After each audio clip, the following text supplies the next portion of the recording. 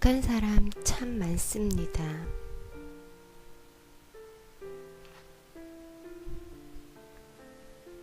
유명한 드라마 작가인 한 선배가 바쁘게 일하던 어느 날 큰 교통사고를 당했습니다.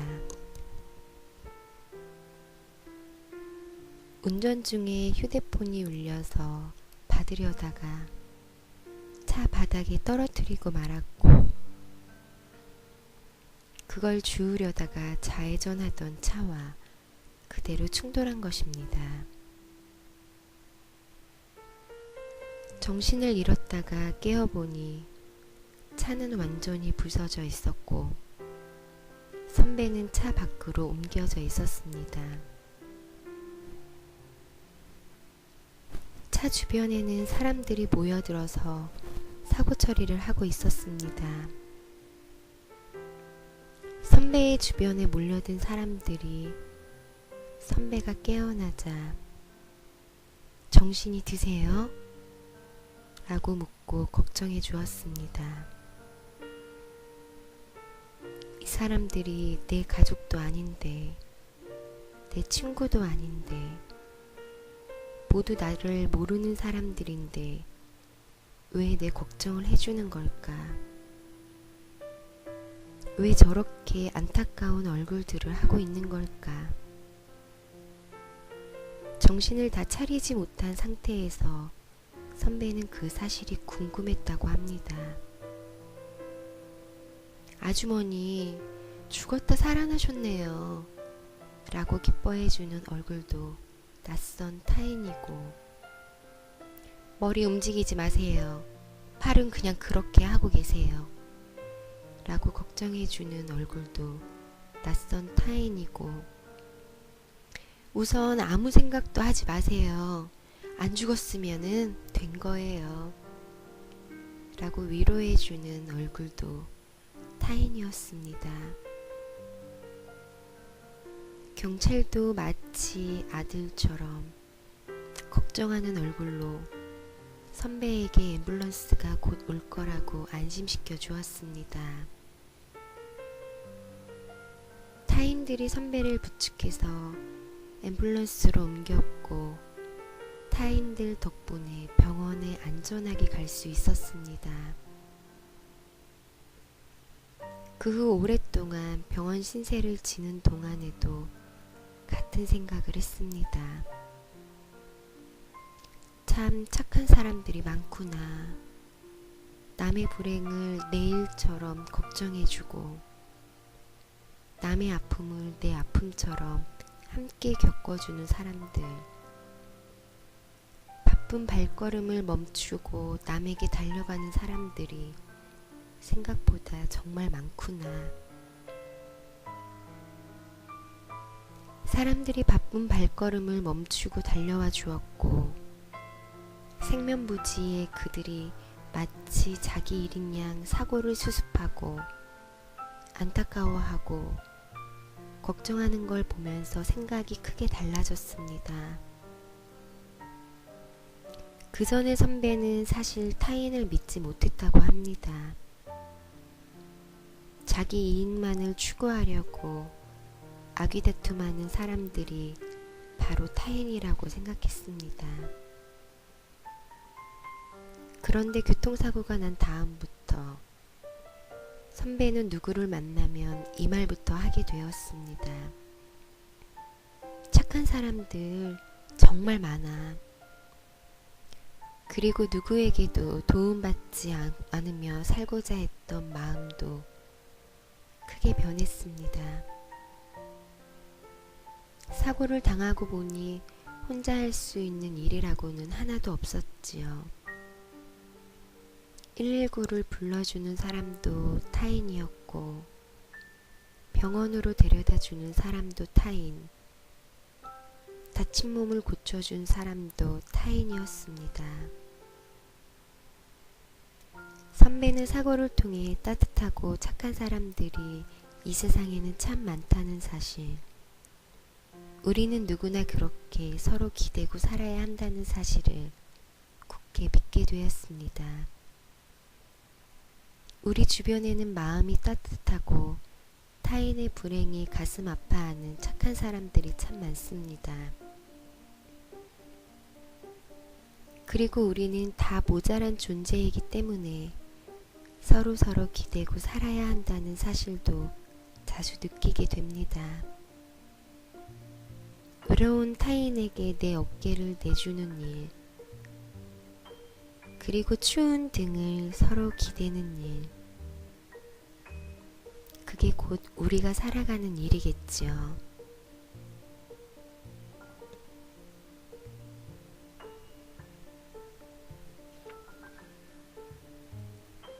내 마음의 몰래카메라.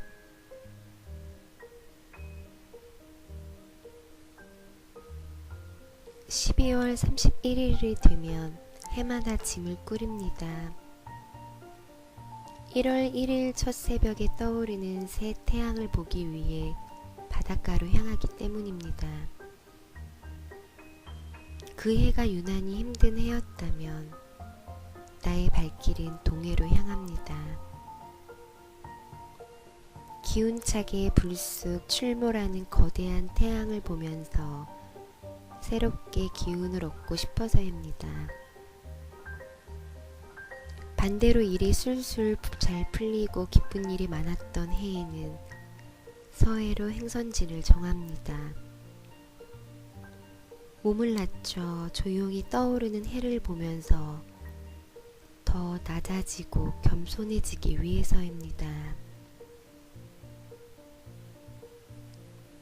그런데 몇 해 전 11월, 낙엽이 노란 폭우처럼 내리던 날에 갑자기 아버지가 돌아가셨습니다. 11월과 12월 내내 아버지의 부재가 실감나지 않았습니다.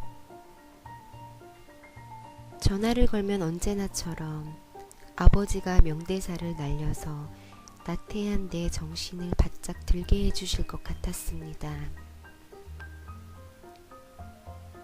12월 말일이 되자 문득 아버지가 이 세상에 계시지 않는다는 것이 실감났습니다. 이제 아버지가 계시지 않는 새해를 맞이해야 한다는 생각에 가슴이 덜컥 내려앉았습니다. 어렵게 비행기 표를 구해 제주도에 갔습니다. 새해마다 모든 바닷가를 다녔으면서 왜 고향 바다만은 가지 않았을까요? 부모님의 손을 잡고 새로운 해를 맞이하면서 부모님의 눈동자 안에서 희망을 발견해 볼 수도 있었을 텐데 말입니다. 이제 혼자 남은 어머님의 손을 잡고 바닷가로 나갔습니다. 바다기슭에 도착하자 거짓말처럼 수평선 너머로 해가 떠오르기 시작했습니다. 어머니가 갑자기 노래를 부르기 시작했습니다. 낙엽질 때 떠나는 당신, 해가 뜨면 오신다더니 왜 안 오시나요? 단 한 번도 들어본 적이 없는 노래였습니다. 무슨 노래냐고 물었더니 있는 노래만 부르냐? 내가 지어서 불렀다 라고 하셨습니다. 그리고 너의 아버지는 하늘에 가서 뜨는 태양이 되었을 거다. 절대 지는 달림은 안 하려고 했을 거다 라고 하시더니 눈시울이 젖은 채 소원을 빌듯 말씀하셨습니다. 나도 당신 있는 곳으로 얼른 데려가요. 왜 그런 소리를 하냐고 불퉁거리며 화를 내자 어머니는 내가 행복하면 니들도 행복하다고 했잖니. 나는 아버지 곁이 제일 행복해. 아버지 곁에 가고 싶다 라고 말씀하셨습니다. 나는 어머니 소원은 무효라고 어머니는 오래오래 우리 곁에 계셔달라고 말했습니다. 그리고 손나발을 만들어 이렇게 외쳤습니다. 매일 새롭게 태양이 뜨면 아버지라고 생각할게요. 그날부터 내 마음에는 태양 모양의 몰래카메라가 하나 장착되었습니다. 아버지 몰래카메라가.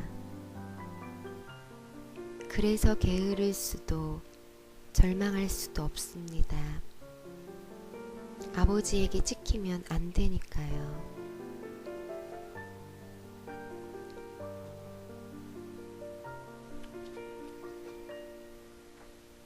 엄마 찾아 산말리.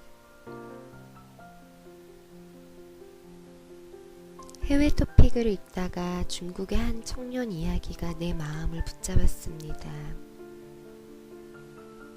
실종된 어머니를 찾기 위해 17년 동안 천여 개 마을을 돌아다닌 청년의 이야기였습니다. 어머니를 잃어버렸을 때 13살이었던 소녀는 이제 30살 청년으로 성장했습니다. 글도 모르고 사람들과 이야기하는 것도 서툰 어머니가 실종되자 소녀는 다음 날부터 어머니를 찾아 온 동네를 수소문했습니다. 하지만 아무런 소식도 듣지 못했습니다. 소녀는 막노동으로 돈을 벌며 어머니를 찾으려고 전국 방방곡곡을 돌아다니는 일을 병행했습니다. 하지만 어디를 다녀도 어머니를 본 사람은 없었습니다. 한 해에 2해, 오랜 세월이 흘러갔고 모두가 그를 만류했습니다. 어머니 찾는 일을 이제는 포기하라고 말입니다. 하지만 그는 도저히 어머니 찾기를 포기할 수 없었습니다. 그런데 어머니를 잃은 지 17년이 다 되어갈 즈음 한 농촌에서 꿈에 그리던 어머니를 만났습니다.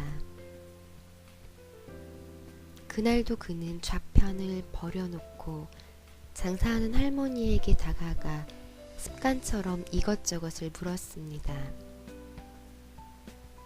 그러다가 그 할머니가 바로 어머니라는 사실을 알게 되었습니다. 17년이 흘렀으니 어머니는 많이 늙으셨고 소년이던 아들도 이제 청년이 되었습니다. 어머니와 아들은 부둥켜 안고 그동안 참아왔던 눈물을 쏟았습니다. 아들은 다음 날 곧바로 어머니를 모시고 고향 마을로 돌아갔습니다. 그리고 다시는 헤어지지 말자고 다짐하며 그동안 못다한 효도를 하겠다고 약속했습니다. 아들은 어머니를 찾으려고 전국 각지를 돌아다니며 온갖 고생을 한 탓에 30살이라는 나이가 믿기지 않게 늙어 있었습니다. 17년 동안 전국을 헤매고 다니다 결국 어머니를 찾은 중국의 청년도 있지만 나는 주변에서 어머니를 위해 잘 나가던 직장을 포기한 사람도 보았습니다. 그는 얼마 후면 돌아가실 어머니를 보살피기 위해 서울의 좋은 직장을 그만두고 지방으로 내려갔습니다. 그리고 어머니에게 한 번도 드리지 못한 꽃을 선물하고 어머니가 좋아하는 음식을 같이 먹고 어머니 곁에 늘 있어 드렸습니다. 내가 세상에 나오게 된 이유이며 내가 살아가는 증거인 어머니. 그런데 그런 어머니를 인생의 짐이자 호구로 여기는 그런 사람들도 있습니다. 그러나 어머니 곁에 있을 수만 있다면, 어머니 얼굴을 더 볼 수만 있다면, 그저 어머니와 함께하는 시간만이 인생을 걸만한 커다란 소망인 사람들도 이 세상에는 참 많습니다. 부르기만 해도 가슴을 꽉 채우는 사랑의 이름을 불러봅니다. 어머니.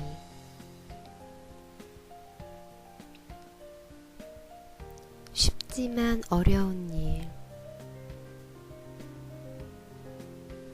아무도 안 보는 곳에 가방 하나가 놓여 있습니다. 가방을 열어보니 현금이 가득 들어 있습니다. 눈으로 보기만 해도 억대가 훨씬 넘을 듯 합니다. 주변을 둘러보니 아무도 없습니다. 순간 스치는 얼굴들이 있습니다. 아름다운 선물도 못해준 아내의 얼굴, 오랫동안 병원에 입원해 계시는 어머니 얼굴, 학원비 걱정하는 자녀들 얼굴, 빚 독촉에 쫓기는 동생의 얼굴, 돈이 가득 들어있는 가방을 손에 듭니다. 아직도 주변에는 보는 사람이 아무도 없습니다. 이럴 때 당신이라면 어떻게 하겠는지요. 우체국 직원들의 옆근 함께 펼치는 희망의 날개라는 제목의 미담집을 보다가 이 이야기를 접했습니다. 서울의 우체국에서 근무하는 그는 KTX를 타고 부산으로 내려가던 길에 옆자리에서 가방 하나를 발견했습니다. 부산에 거의 도착할 때가 되었는데도 주인이 찾아오지 않자 가방을 열어보았습니다. 거기에는 5만원권 2천만원에다가 1만원권과 수표를 합해 모두 1억 2천만원이 들어있었습니다. 기차에서 내리자마자 가방 안에 있는 수첩의 연락처로 전화를 걸었습니다. 가방을 잃어버린 70대 노인은 아산에 사는 아들의 가게 계약금을 마련해 급히 올라가던 중이었습니다. 그런데 그만 가방을 놓고 내린 것을 알고 망연자실한 상태였습니다. 이 일은 부산체 신청에 한 통의 편지가 도착하면서 알려졌습니다.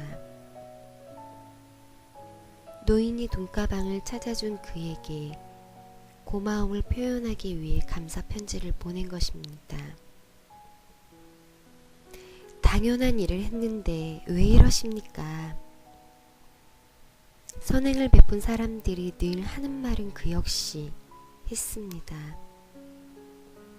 다른 사람의 돈이니 돌려주는 것이 당연합니다.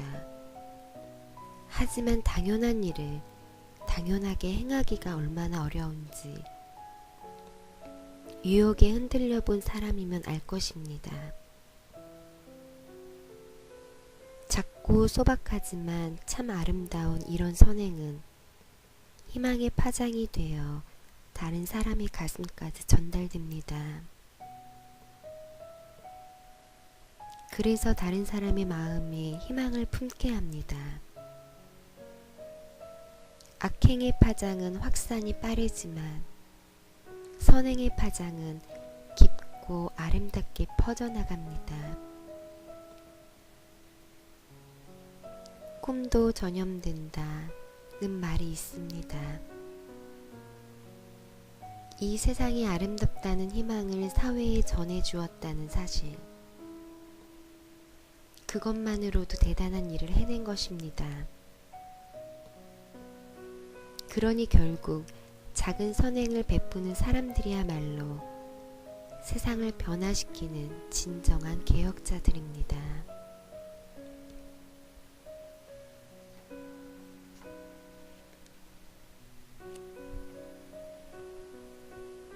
나는 참 운이 좋습니다.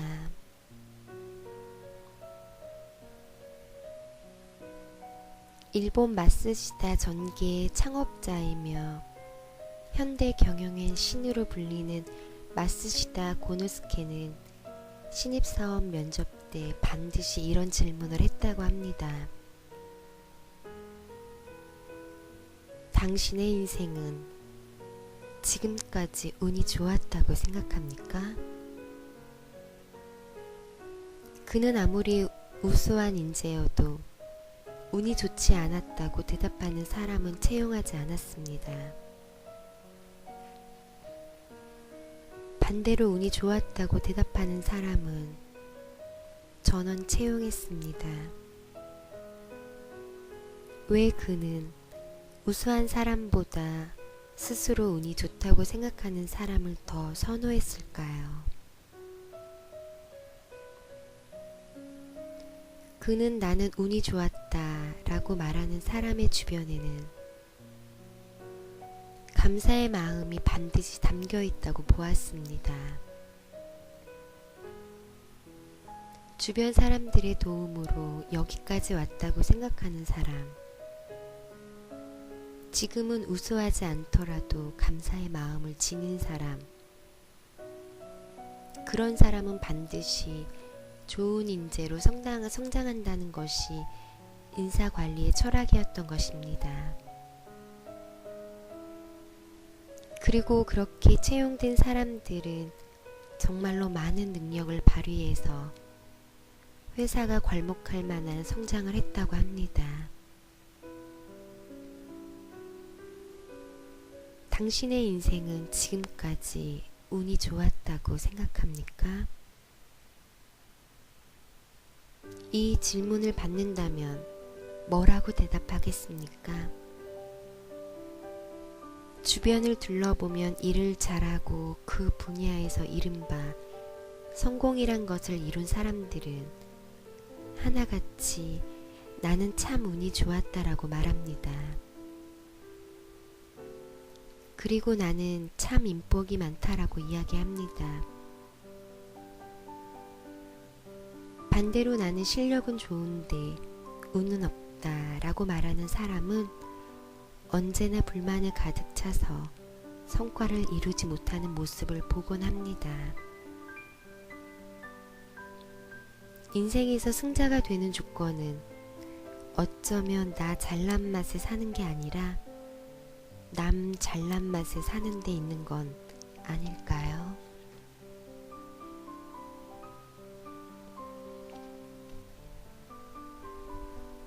언니를 낳아줘서 고마워요.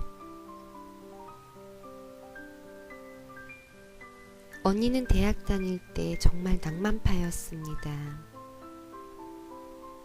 비 온다고 학교 빠지고 눈 오는 날 어떻게 강의실에 있느냐며 방황하고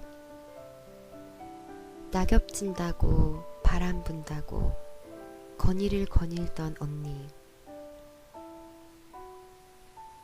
한 번도 강의를 안 빠진 나와 동생과는 다른 언니가 어쩌면 가장 작가답지 않나 싶습니다.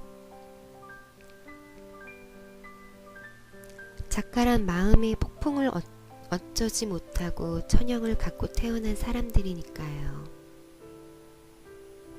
마음 안으로 폭풍이 휘몰아치는데 나처럼 그 폭풍을 사전에 잠재워버리는 현실파가 있고 폭풍이 있는 대로 두는 언니 같은 낭만파가 있습니다. 하지만 언니도 끝까지는 못 가고 그저 거리를 헤매거나 커피숍에 앉아 창밖을 하염없이 보는 정도에 그쳤습니다. 그런 언니가 지금은 바람이 부나 비가 오나 눈이 오나 한결같이 그 시간에 방송 대본을 쓰고 방송국에 나갑니다.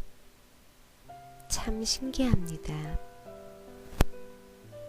언니는 책임감 때문이라고 하지만 언니가 좋아하는 일이기 때문이 아닐까요? 언니는 일을 하면서 동시에 놀기도 하는 것 같습니다. 힘들긴 해도, 머리가 빠개지기는 해도, 그래도 힘든 줄 모르고 아픈 줄 모르고 신명나서 하는 것입니다. 그게 바로 천직이라는 거겠지요. 나 역시 그렇습니다. 드라마 작가라는 직업이 고속도로 닦는 일보다 더 힘든 일이지만 그래도 그 힘든 걸 잊어버릴 때가 많습니다.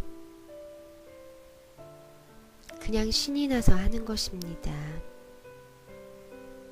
언니 말대로 접시를 돌리는 일에도 신명이 나고 리듬을 타야 떨어뜨리지 않을 수 있는 것처럼 우리도 지금 하는 일을 은연중에 즐기고 있는 거겠지요. 얼마나 좋아요? 바람 불면 바람 부니까 원고가 나와주고 눈이 오면 눈이 와서 원고가 더 나와줍니다. 낙엽지면 완전 땡큐입니다. 감성이 극도로 발달하니까요. 그러므로 우리에게 사계절은 모두 영업계절인 셈입니다. 곧장 걸어가는 길에서 어디로 확 휘고 싶은 마음도 다 글로 풀어내는 직업. 이 직업을 언니도 나도 사랑합니다. 마치 애인처럼. 그래요. 글로 연애하는 걸 나도 언니도 아는 겁니다. 나와 아주 다른데 또 아주 똑같은 송정현 작가.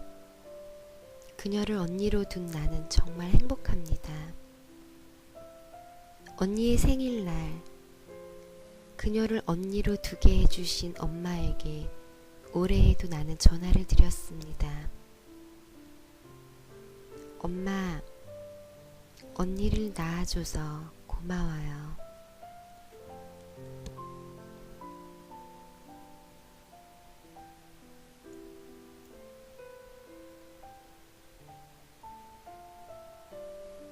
아름다운 청년.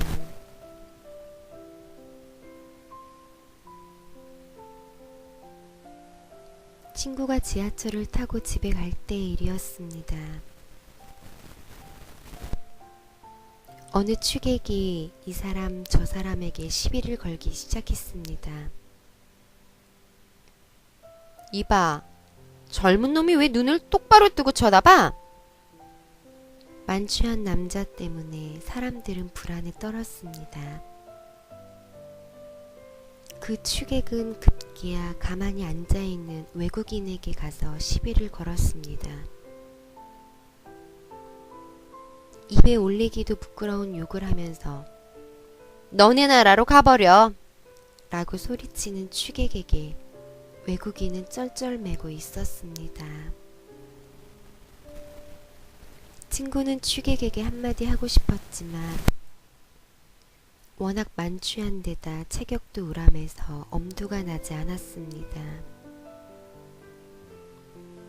그때 20대 후반으로 보이는 한 청년이 취객에게 다가갔습니다. 아저씨, 많이 취하셨네요. 취객의 감심이 금세 청년에게 옮겨갔습니다.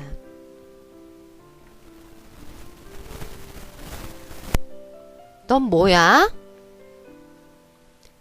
청년은 웃으며 차분한 말투로 말했습니다. 취하셨으면 댁에 들어가서 일찍 주무세요. 취객은 청년에게 욕짓거리를 퍼부으며 주먹을 휘두르려 했습니다. 그러자 청년은 재빨리 그를 뒤에서 안았습니다. 마침 정류장에 지하철이 섰습니다. 청년은 취객의 팔을 뒤로 낀 채 정류장에 얼른 내렸습니다. 전철 안에 탄 사람들은 모두 어떻게 되었나 싶어서 내다보았습니다. 청년은 취객의 팔을 놓아주고는 정중하게 인사했습니다. 얼른 집에 들어가서 편히 주무세요. 그러고는 청년은 다시 전철에 서둘러 올랐습니다. 취한 사람이 다치지 않게 잘 배려하고 정중하게 인사까지 한 후 재빨리 전철에 오르는 청년을 보고 친구가 감탄했습니다. 취객이 우물쭈물하는 사이에 전철은 다시 출발했고 전철에 오른 청년은 아무 일도 없었다는 듯 밝은 표정을 지었습니다. 취객 한 사람 때문에 불안에 떨던 사람들은 모두 평화로운 얼굴이 되었습니다. 청년에게 다가가 물었습니다. 취한 남자가 무섭지 않았느냐고. 그러자 청년이 쑥스럽게 웃으며 말했습니다. 우리 아버지도 그 아저씨처럼 술을 많이 드시거든요. 취객을 아버지처럼 생각한 청년이 그래서 안전하게 내려드리고 전철 안에 평화를 찾아준 청년이 그 어떤 스타보다 빛나 보였습니다.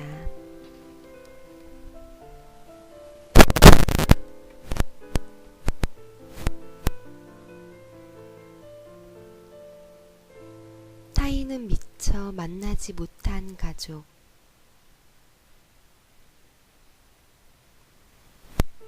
엘리베이터에 올랐습니다. 먼저 타고 있는 사람이 방긋 웃으며 인사를 건넸습니다. 안녕하세요. 이웃 사람의 인사에 자연스럽게 웃으며 인사를 건네게 됩니다. 안녕하세요. 많이 춥지요? 하고 날씨 이야기도 합니다. 우리나라에 닥친 문제라든지 우리 동네에 대한 이야기를 서로 나누기도 합니다. 그런가 하면 같은 세대로서 공감할 만한 말들을 나누기도 합니다. 시장 보셨나봐요. 요즘 물가가 너무 올라 걱정이에요. 우리 애는 사춘기라서 요즘 속을 너무 썩어 모르겠어요. 그 집에는 속 안 썩여요? 문득 서로 같은 시대, 같은 공간에 살고 있다는 사실을 절감하면서 동료의식을 느끼게 됩니다. 그리고 왠지 모를 정감을 느끼게 됩니다. 그래서 옷깃만 스쳐도 인연이라는 말이 있는 걸까요? 타인이란 아직 미처 만나지 못한 가족일 뿐이다 라고 미치 볼 앨범은 에디의 천국에서 이렇게 말했습니다.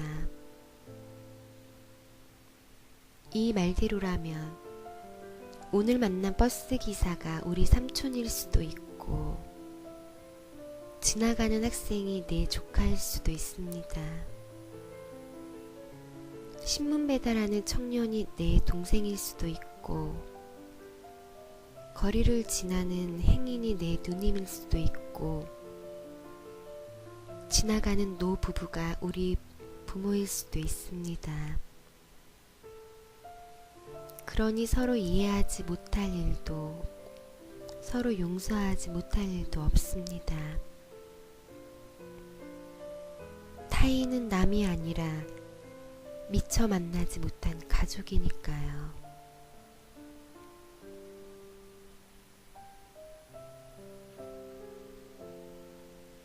단 5분이라도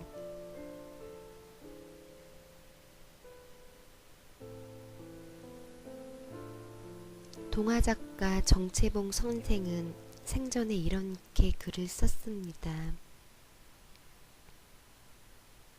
하늘나라에 가 계시는 엄마가 하루만 휴가를 얻어 오신다면, 아니, 단 5분만 오신데도 나는 원이 없겠다고. 그러면 얼른 엄마 품속에 들어가 엄마와 눈맞춤을 하고 숨겨놓은 세상사 중 딱 한 가지, 억울했던 그 일을 일러 바치고 엉엉 울겠더라고. 지금 내 곁에 있어주는 사람도 언젠가 그렇게 그리워질 겁니다. 그래서 단 하루만, 아니 반나절만, 아니 단 5분만이라도 함께 있었으면 하고 간절히 바라게 될지도 모릅니다. 그러니 지금 곁에 있을 때, 함께하고 있을 때 마음껏 하고 싶은 말들을 마음껏 나누고, 건네고 싶은 선물도 마음껏 주고, 그래서 먼 훗날 작별할 때가 오면 원없이 사랑했노라, 그렇게 회고하게 됐으면 좋겠습니다.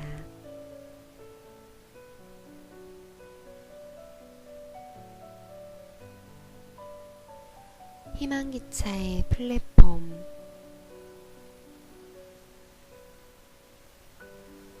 요즘 주변에 금전적인 이유로 고민하는 이들이 많습니다. 극단적인 선택을 거론할 만큼 힘든 고비에 있는 분들도 많습니다. 그런데 무려 1904건의 특허를 따낸 발명왕 에디슨은 특허료만 해도 엄청났겠다는 생각이 듭니다. 하지만 그는 과연 억만장자였을까요? 에디슨은 특허료가 들어오면 그 돈으로 또 다음 연구를 시작했다고 합니다. 그리고 그것도 모자라 빚까지 얻어가면서 연구비를 쏟아붓느라 빚더미에 올라앉았습니다. 그래서 1년 내내 에디슨은 빚을 얻으러 다녔다고 합니다. 그렇게 늘 도산일보 직전에 있던 에디슨은 위기감 때문에 발명을 해야 했고 빚을 갚으려고 늘 연구를 해야 했습니다. 프랑스 근대문학의 창시자인 발자크도 에디슨 못지 않았습니다. 90여 편의 장편소설을 발표한 사실주의의 거장인 그 역시 부채를 갚으라는 빚쟁이들의 독촉에 늘 시달렸다고 합니다. 그는 빚에 쪼들려 끊임없이 원고를 써내야 했습니다. 특히 빚 갚는 날을 오면 밤을 꼬박 새우거나 하루에 18시간씩 원고를 써야 했습니다. 에디슨의 위대한 발명품과 발자크의 주옥같은 명작들은 어쩌면 경제적인 궁핍함이 탄생시킨 것인지도 모르겠습니다. 그러고 보면 궁핍은 창조의 어머니라고 해도 과언이 아닐 듯합니다.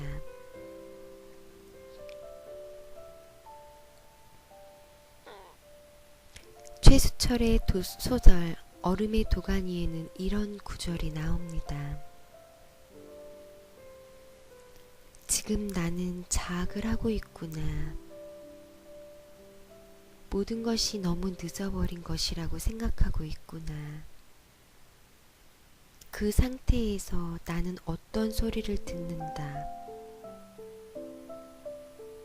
우리 일상의 벼랑 한쪽 옆에는 항상 기차의 철로가 깔려있다. 요즘 마치 벼랑 끝에 선 심정인 분들이 참 많은 듯합니다.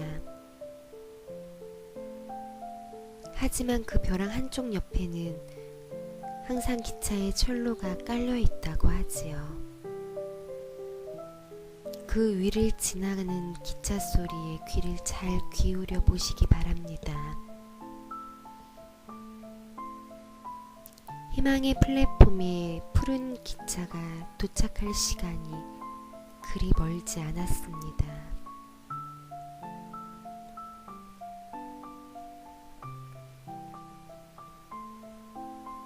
잘 되면 좋고 아님 말고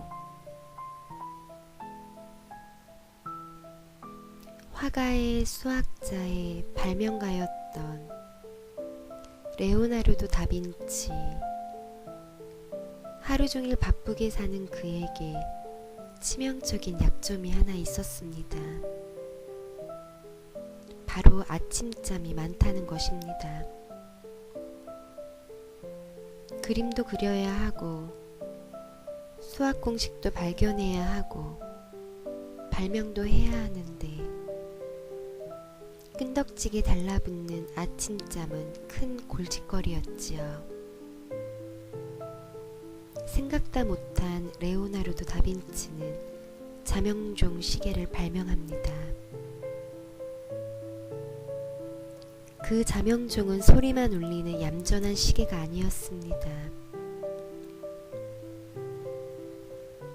맞춰놓은 시간이 되면 시계가 사람의 발을 마구 흔들었습니다. 그러니 귀찮아서라도 일어나야만 했습니다.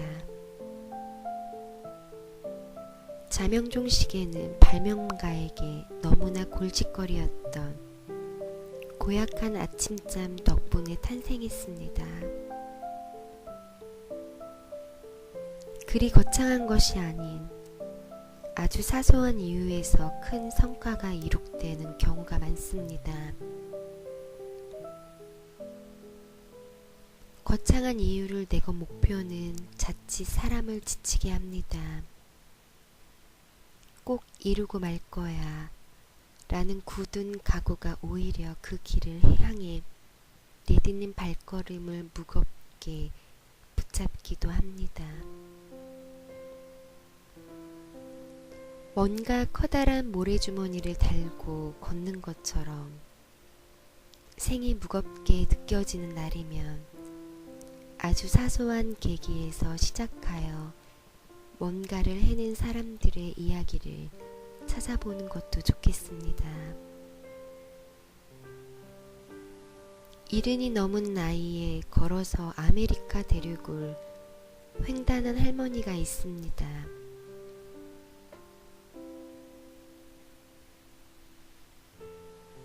그 할머니가 아메리카 대륙 횡단을 끝마쳤을 때 세계 각지에서 취재하려고 몰려들었습니다.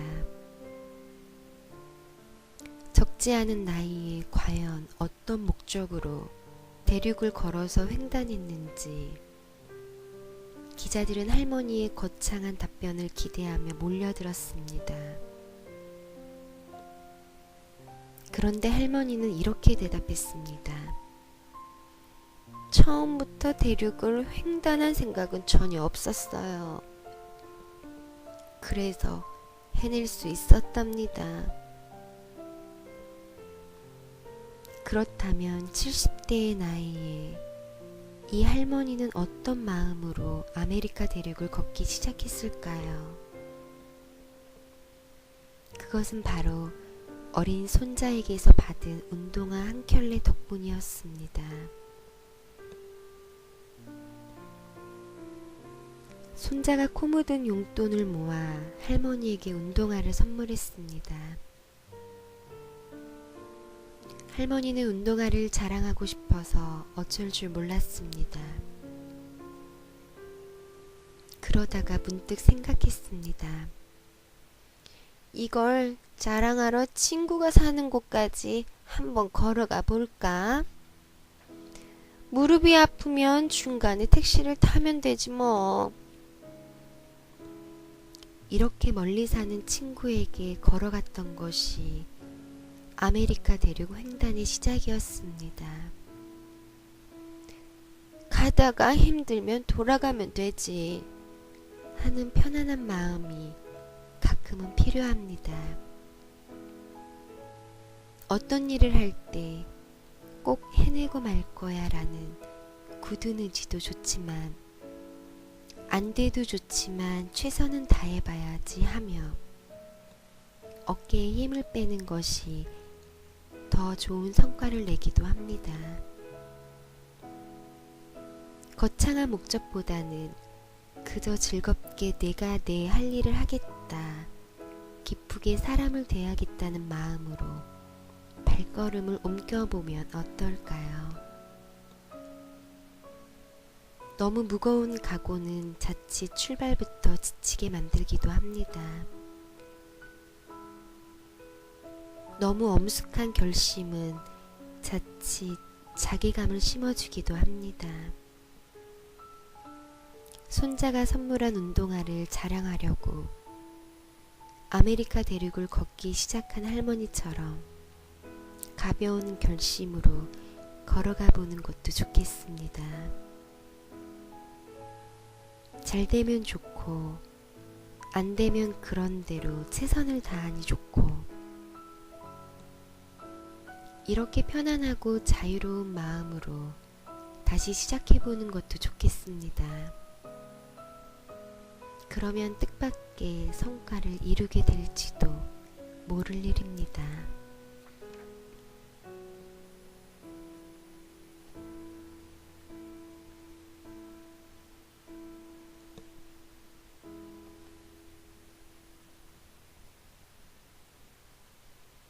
그 아버지의 아들을 믿기 때문에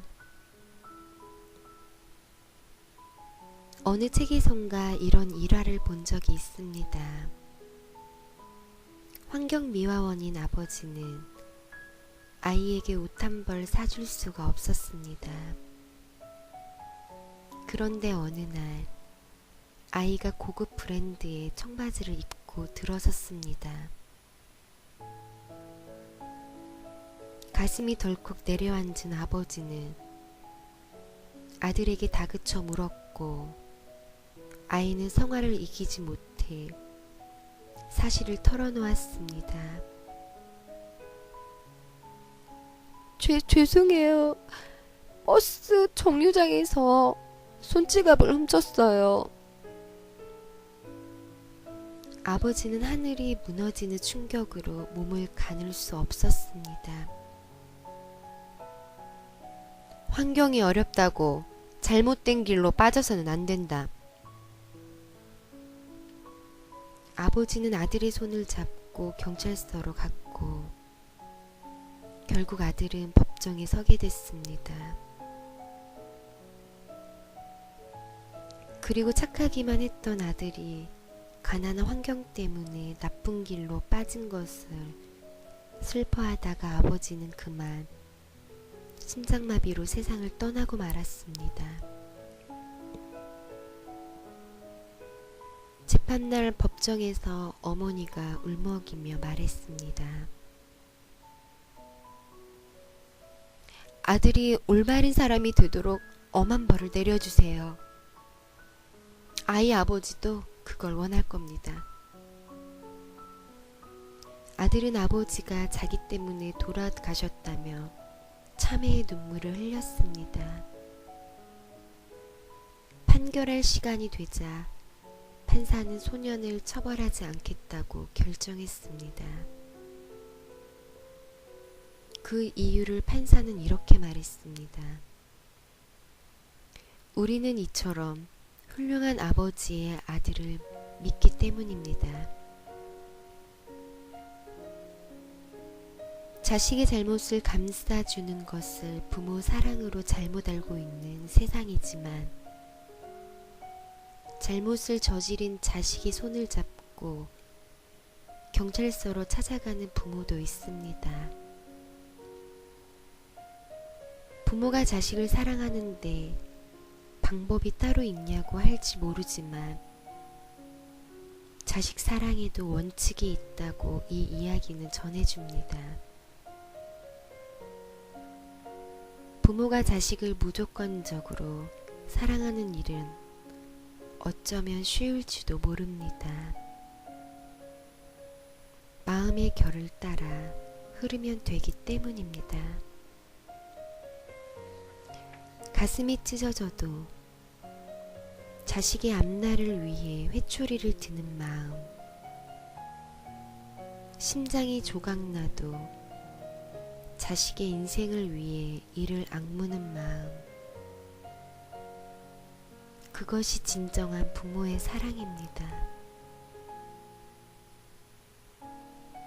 우리가 여기까지 오는데 부모님의 마음은 몇 번이나 피를 흘리고 깨지고 조각이 나야 했을지, 자식 몰래 얼마나 많은 세월을 울어야 했을지 헤아리게 됩니다.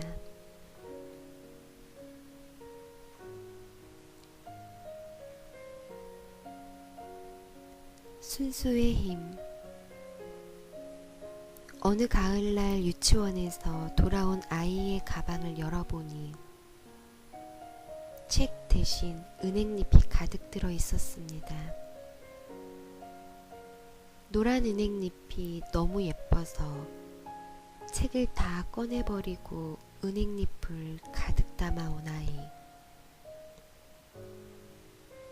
어머니는 그저 웃을 수밖에 없었습니다.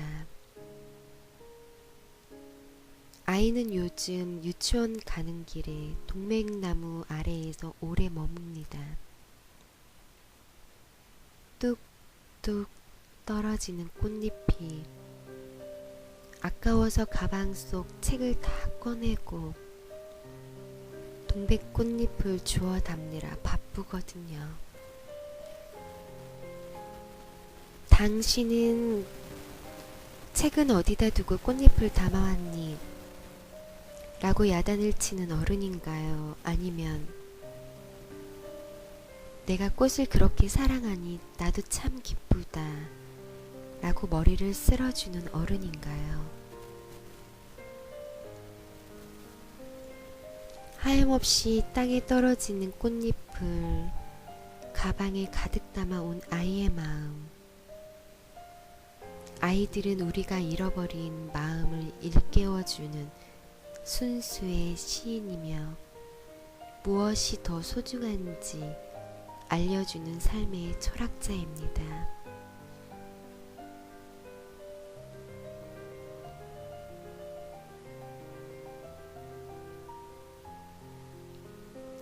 세상에서 가장 아름다운 배움.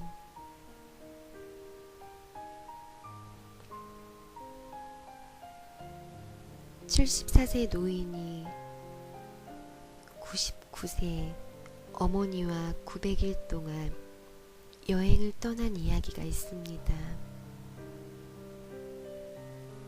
그들은 교통수단은 수레를 매단 세발 자전거였습니다. 중국 흑룡가게에 사는 74세 노인 왕일민 씨가 99세 어머니를 위해 세상 나들이를 떠난 이 이야기는 다큐멘터리 영화로 만들어졌고 어머니와 함께한 900일간의 소풍이라는 책에도 담겨 있습니다.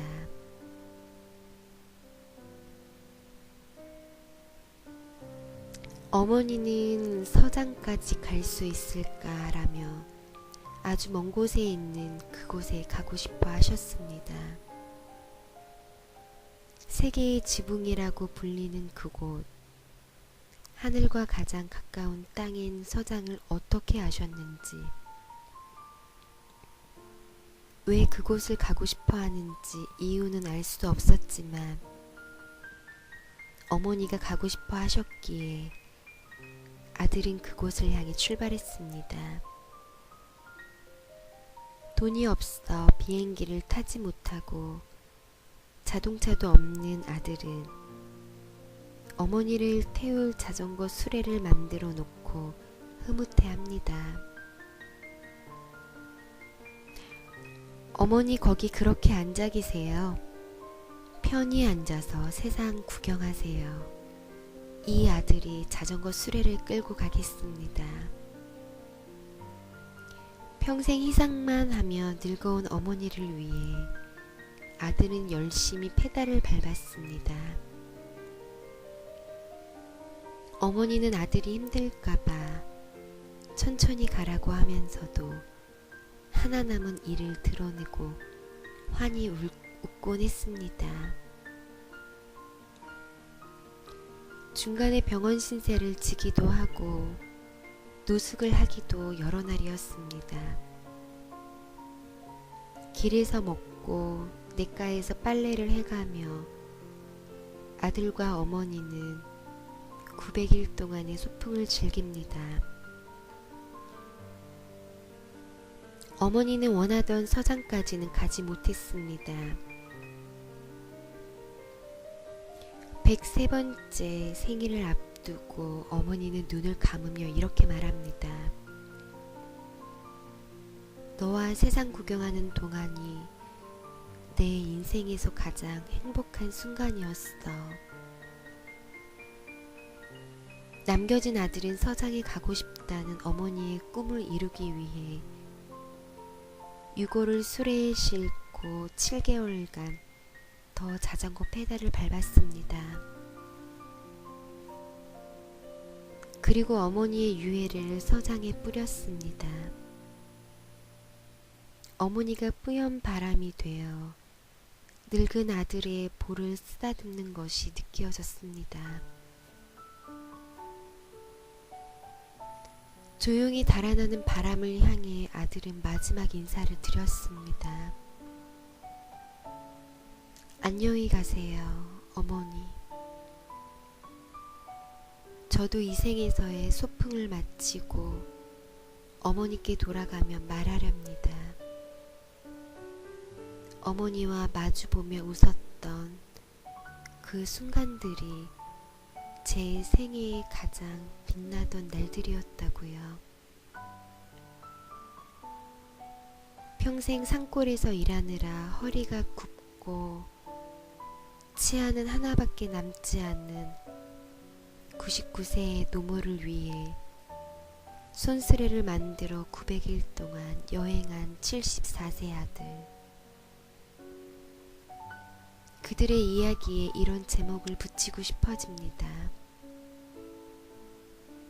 세상에서 가장 아름다운 배웅이라고요. 효도와 인간적인 도리, 이런 거창한 것을 다 떠나서 가장 아름다운 사랑하는 사람들의 이별 방식을 배웠습니다. 당신과 함께하는 시간이 내 생에 가장 행복했습니다. 이렇게 작별 인사를 전할 수 있다면 그 삶은 충분히 즐거운 소풍날이겠죠.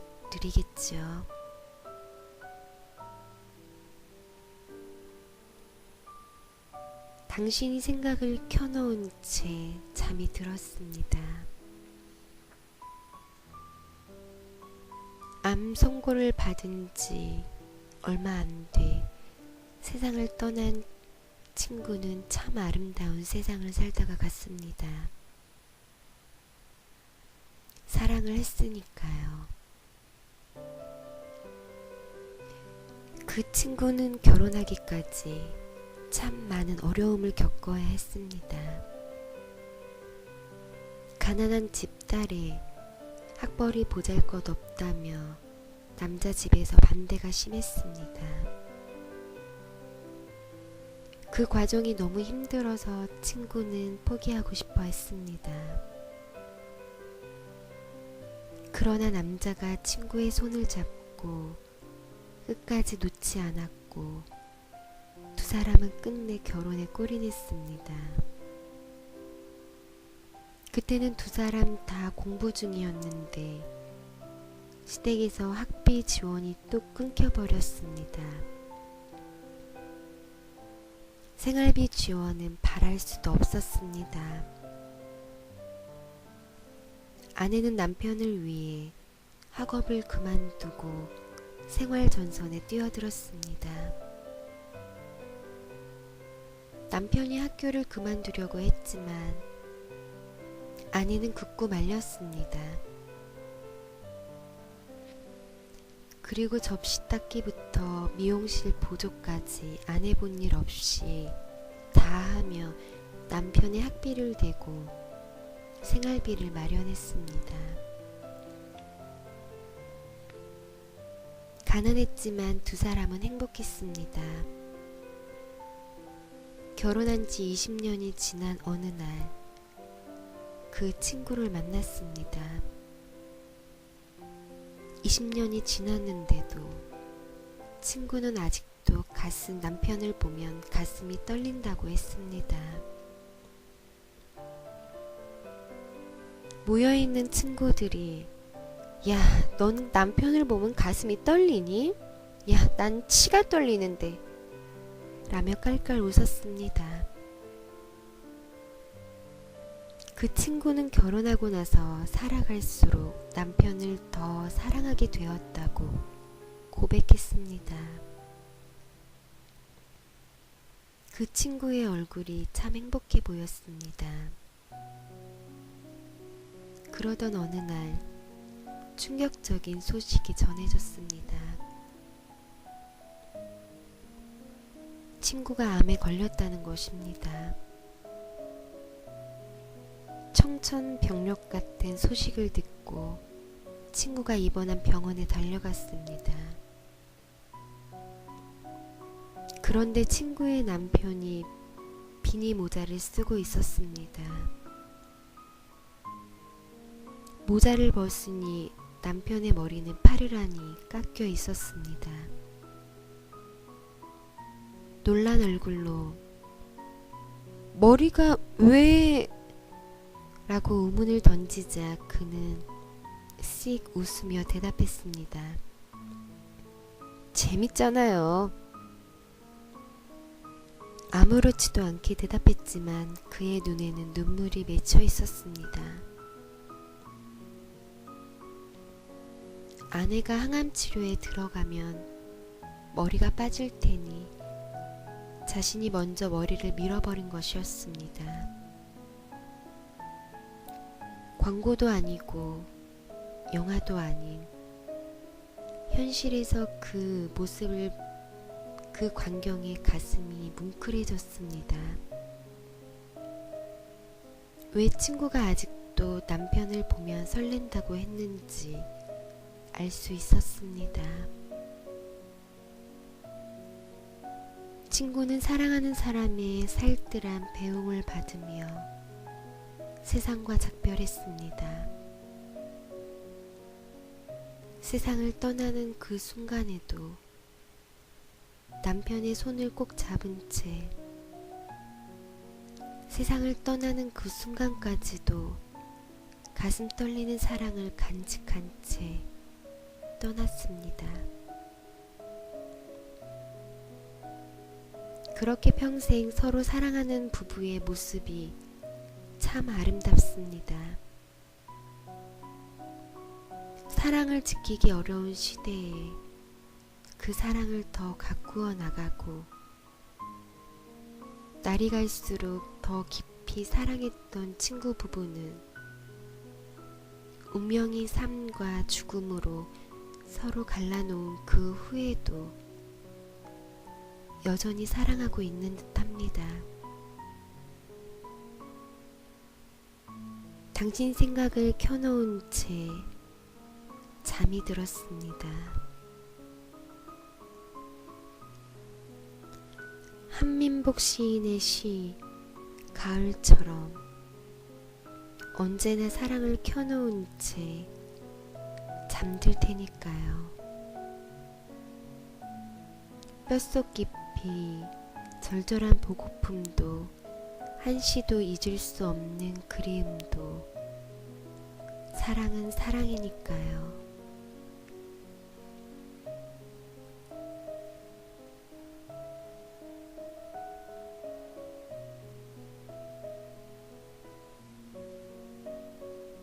눈빛으로 사랑을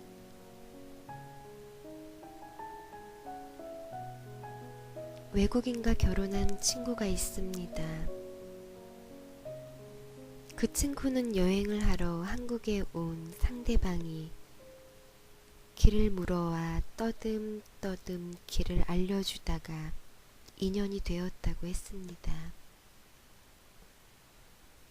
말도 안 통하는데 어떻게 결혼까지 하게 되었는지 궁금해서 물었더니 대답이 이러했습니다. 사랑의 언어가 왜 필요해? 눈빛만 나누면 되지. 언어가 통하지 않은 두 사람은 눈빛으로 열심히 사랑을 말했습니다. 그러나 서로 그 사랑을 알아차릴 수 없었습니다.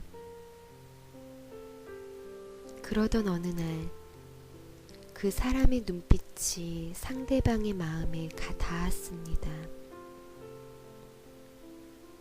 두 사람은 이제 눈빛만으로 마음을 충분히 나눌 수 있었습니다.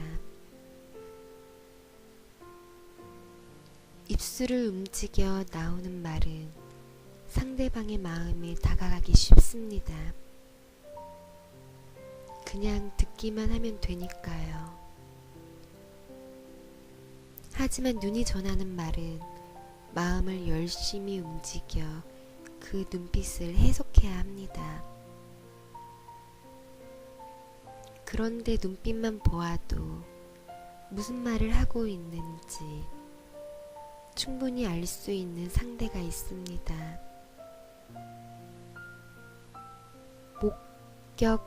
목격전수. 목격전수, 불교에서 깨달음은 말이 아니라 눈에서 눈으로 전해진다는 것을 이르는 말입니다. 꼭 입으로 전하지 않아도 눈으로 마음을 충분히 주고받을 수 있다면 그건 사랑입니다.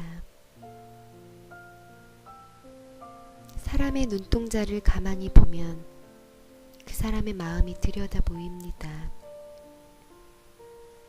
지금 외롭구나, 슬프구나, 기쁜 일이 있구나, 누군가를 사랑하는구나. 눈동자는 그렇게 마음을 전해줍니다. 우리 눈동자 안에는 아마도 수억 마디의 언어가 살고 있나 봅니다.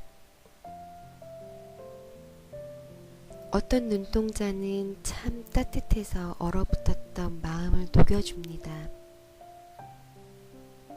하지만 어떤 눈동자는 차갑고 냉정해서 마음을 얼어붙게 하지요. 그래서 중국의 무명 시인도 이렇게 노래했나 봅니다. 너의 눈망울은 행복을 연 열쇠겠지? 그게 아니라면 어찌하여 내가 나를 바라볼 때 꿈으로 가득한 낙원으로 행복하게 들어서겠니? 그런데 너의 눈망울은 이미 근심의 호수가 되었다. 그게 아니라면 어찌하여 내가 나를 바라볼 때 난 벌써 슬픔의 함정에 빠져들었겠니? 천국으로 인도하기도 하고 슬픔의 함정으로 데려가기도 하는 눈동자. 지금 내 눈동자는 누군가에게 어떤 말을 들려주고 있을까요? 차갑고 어두운 길을 걷고 있는 사람에게 우리 눈동자가 따뜻한 등불이 되었으면 좋겠습니다.